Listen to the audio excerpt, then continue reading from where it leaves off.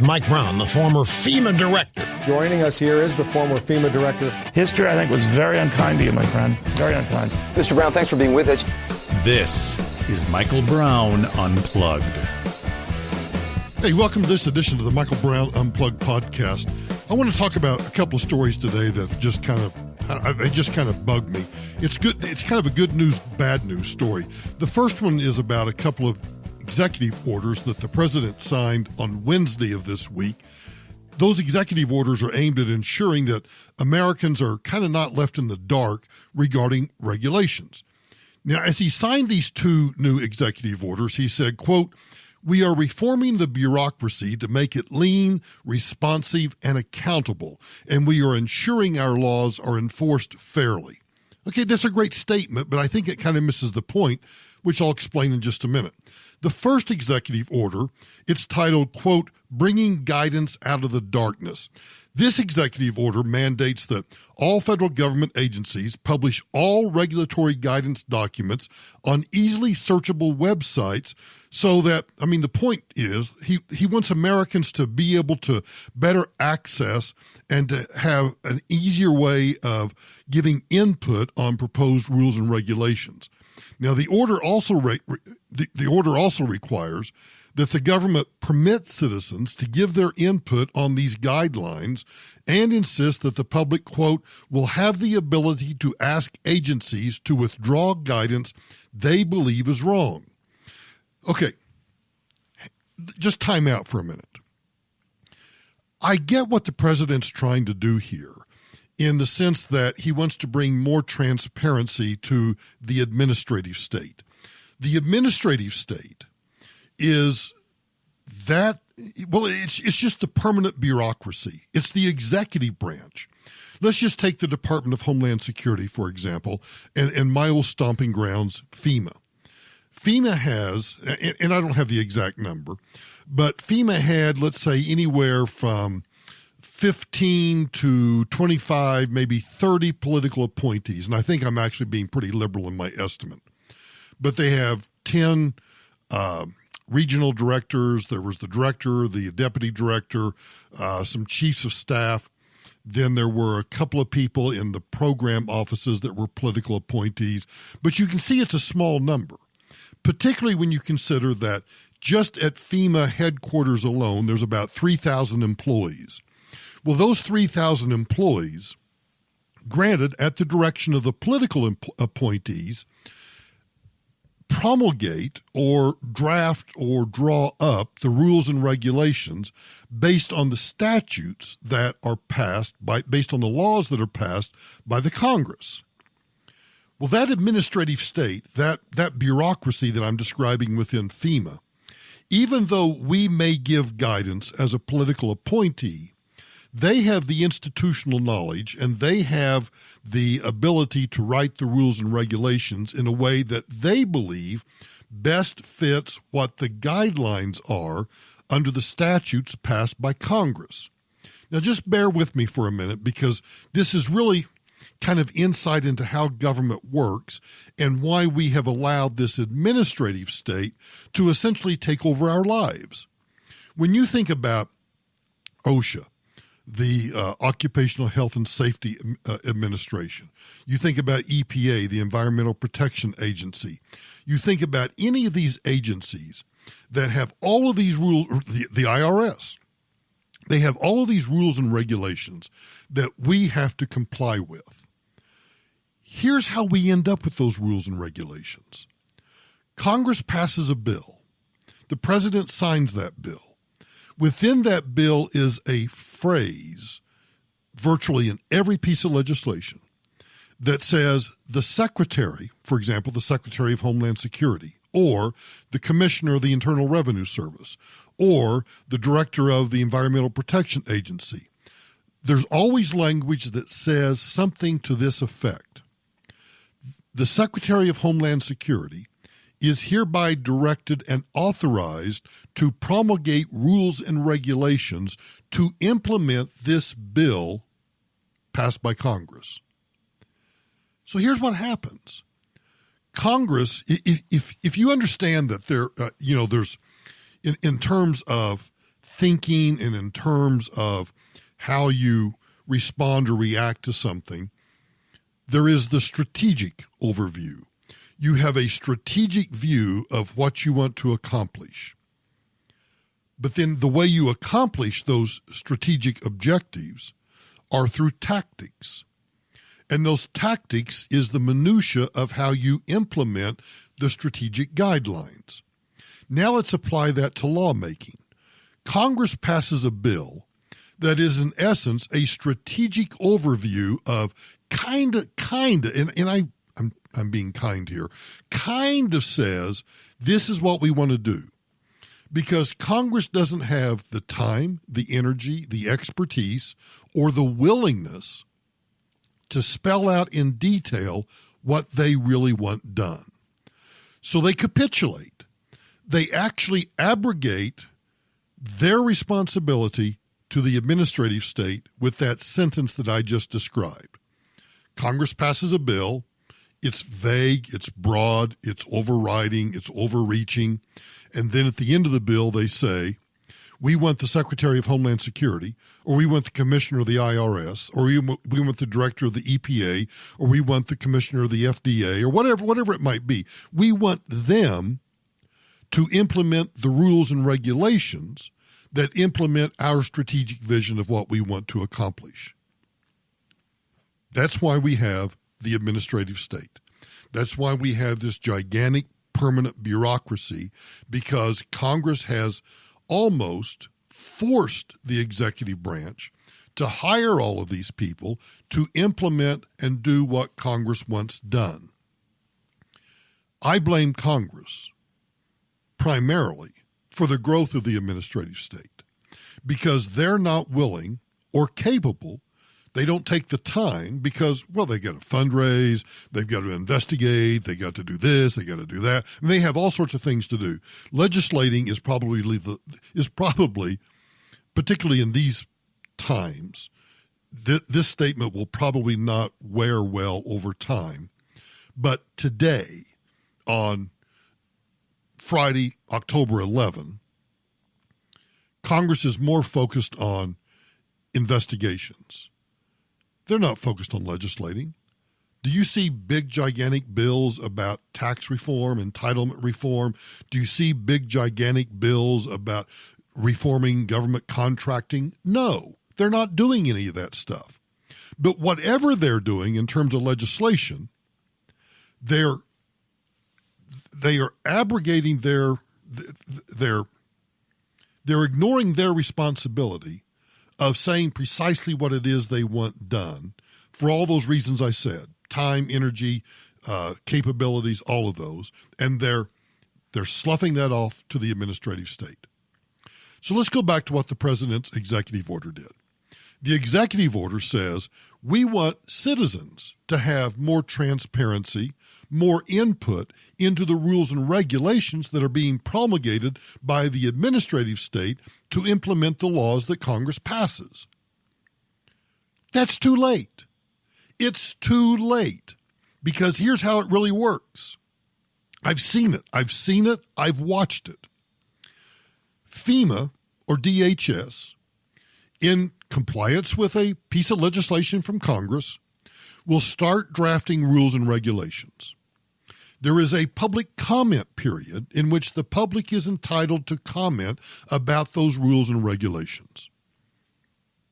Just raise your hand if you've ever done that. That's right. Nobody ever does it. But you know who does comment under the guise of public comments? Lobbyists. Or lobbyists get individuals that work for them or work for trade associations or work for other organizations, other interest groups. They get them to comment. So it appears that you have 30,000 comments from the public about a particular regulation that Homeland Security is about to implement. It's not really public commentary. It's special interest commentary because the public, John Q. public out there, Joe Schmo, they don't take the time. They don't know. They're not looking through the Federal Register. So even though the president says that he wants to, in this first executive order, bring guidance out of the darkness by giving citizens an opportunity to have input on these guidelines and having a website or something that allows them to go in easily and make comments, it's all for show. Because the public, first of all, doesn't know about the regulations. And even if we had some sort of mechanism by which we announce publicly, I don't know how this would work, but that we announce publicly, here are all these new regulations, and here's what they might do, and here's why you might be interested in it, and here's why you might want to comment, you're still not going to get anywhere near, you won't get 10%. I don't think you get 1% of the American population to comment on rules and regulations being proposed by the Department of Homeland Security or EPA or IRS or anybody else. So I applaud the president for trying to bring transparency, but it's really just for show and tell. What's the solution? The solution is within Congress. We need Congress to pass detailed bills that spell out what they want done, because then we can hold them accountable. And that's precisely why they don't do it, because they don't want the accountability. They want to be able to say, and think about how this works, because it's disgusting and brilliant at the same time. Congress passes a gigantic omnibus bill that has that language in it that says the Secretary of X will promulgate rules and regulations in accordance with this legislation. So that secretary does that. DHS, EPA, IRS, Commerce, Ag, whatever it is, implements a bunch of regulations. Now, guess what Congress gets to do? Congress gets to feign ignorance, and in some cases actually are ignorant, about the rules and regulations that have been passed or promulgated in the administrative state. That gives them the opportunity now, when someone is aggrieved by a rule and regulation, and so they go to their congressman, or it's a lobbyist, or it's a trade association, whatever else, they can go, holy crap, we didn't know that DHS or the Department of Ag or IRS did that. Why, that's just unacceptable. You know what I'm going to do? I'm going to help you, that person in their office, I'm going to help you by introducing legislation to change that rule or regulation. See how it works? Now they get to take credit for changing a rule that they didn't know about in the first place, that they actually told the department, you go make up the rules because we don't have the time, energy, or the capability of doing so.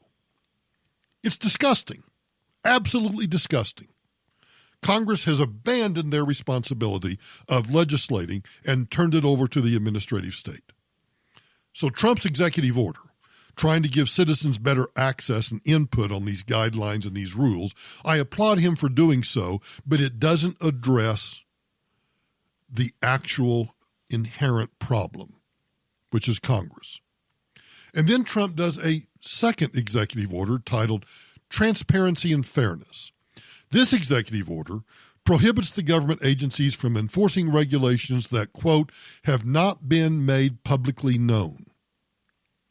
Well, I don't want to argue with the president's lawyers, but I don't know that there is a rule or regulation that from a legal point of view is not made publicly known. Why? Because every rule and regulation goes through the Administrative Procedures Act, which is a general law that requires here's how you make up rules and regulations. And part of that is you have to give notice by publishing in the Federal Register, which is published every single day, about new proposed rules and regulations. So the public does know it. It's published every single day. How many of you subscribe to the Federal Register? How many of you go online to look at the Federal Register? Nobody does. We don't have time for that. That's not our job. We're too busy working to pay the taxes, to pay the administrative state, to pay the taxes, to pay the congressman. We're too busy working to pay taxes to do all of those things. We don't have time to do that. So I would argue that rules and regulations are already publicly known because they've been published in the Federal Register. So what is it that the president wants to do in this second executive order? He wants to say that citizens cannot be prosecuted, criminally prosecuted or civilly prosecuted, based upon an agency's interpretation, quote, of how a statute or regulation applies to particular circumstances. Well, I applaud him for that. Instead, though, citizens are legally liable only regarding the actual law or regulation. Now, I think this is an important feature of this particular executive order. The Wall Street Journal editorial board observed, recall how the Obama administration relied on guidance as a substitute for regulation. Why take the trouble to issue formal rules with all that pesky public comment if the agency can post a memo setting out the policy it plans to pursue? In other words, the agency's regulatory guidance cannot supersede or replace the actual law or a rule with which it is intended to help the public comply. Now, I know that sounds like even to me, that sounded like a bunch of mumbo jumbo, because that's precisely what it is. We have no control over the administrative state. And even doing this, and look, I think the second executive order is much more substantive and effective than the first executive order. The first executive order is simply window dressing.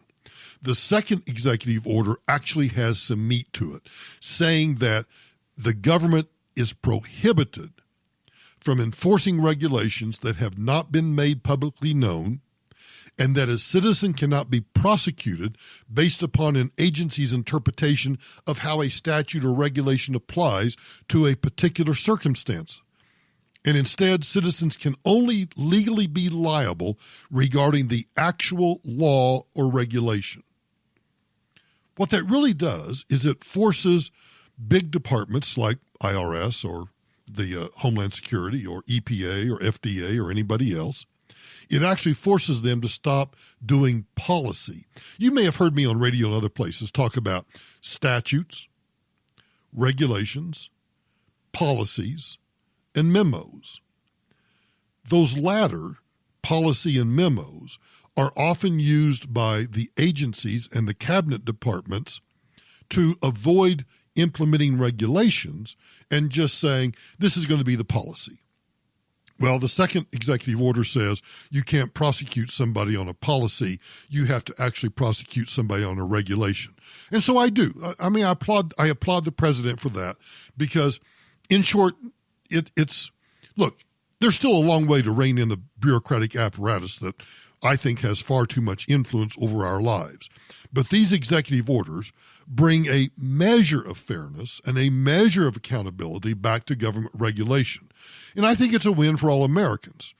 And Trump is, unlike any other president, really is trying to rein in the bureaucracy. So on the one hand, I want to applaud him for these attempts at doing so, one which is more substantive than the other, and they're first baby steps. And I applaud those baby steps. But we still have a long, long ways to go to rein in the administrative state. I've said this on air, may have said it on the podcast too. This is a serious challenge, and I seriously want you to do it someday because I think most Americans don't understand. You know, I've often said that we are all criminals because any U.S. attorney, any local prosecutor, if they want to spend the time and the energy, they can find somewhere, somehow, that you and I have violated a regulation that we are not even aware of, but yet subjects us to criminal prosecution, let alone civil prosecution, for having violated that law. And that's because it's so vast, it's so overwhelming, that there is not a single American, there is not a single lawyer, and I'm talking to all the lawyers that listen, none of you know the regulations. Oh, you know how to find them. You know how to go search for them. You know how to interpret them once you find them, but you don't know them. So when a client walks into a lawyer's office and says, hey, I got this U.S. attorney up my butt, or I've got this local prosecutor up my butt about violating some regulation that I don't even know about, unless that lawyer has specific experience in that specific regulation, they have to go look it up.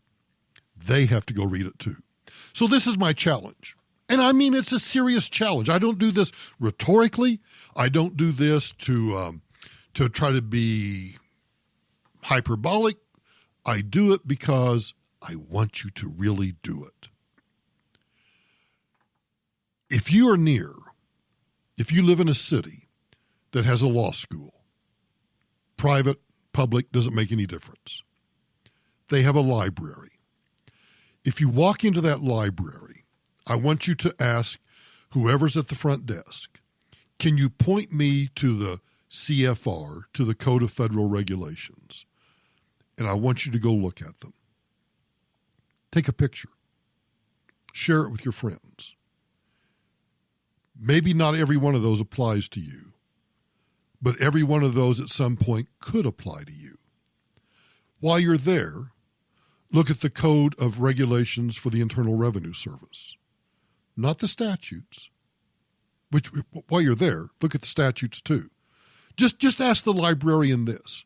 You would like to see the federal statutes annotated. You would like to see your state statutes annotated. If you live in Colorado, ask for the Colorado statutes. And be sure and ask for the annotated version, because the annotated version is, here's the statute, and here's some case law and interpretations of that law, so you can see how broad those statutes are. And then ask to see the CFR, the Code of Federal Regulations. And then ask to see the IRS regulations. And I just want you to soak all of that in, so that when you hear me talk about every single one of us is a criminal, we just haven't been prosecuted, you'll have a visual perspective of why I say that is true. If there's not a law school where you live, there is a public library. Now, I don't know that every public library, it probably depends on the size of the town, of the city, but a public library, for example, the Denver Public Library, is probably going to have all of those statutes. They're going to have a legal section. It's going to have the CFR, the Code of Federal Regulations. They're probably going to have that. So go look at it. And if your library doesn't have it, you know what I'll do?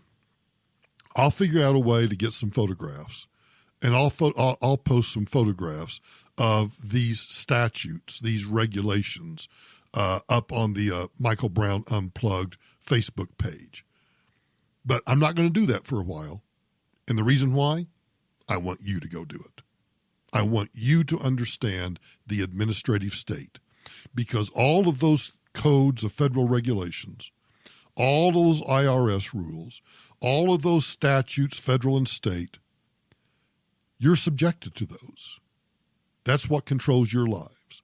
And so I want you to see it firsthand first.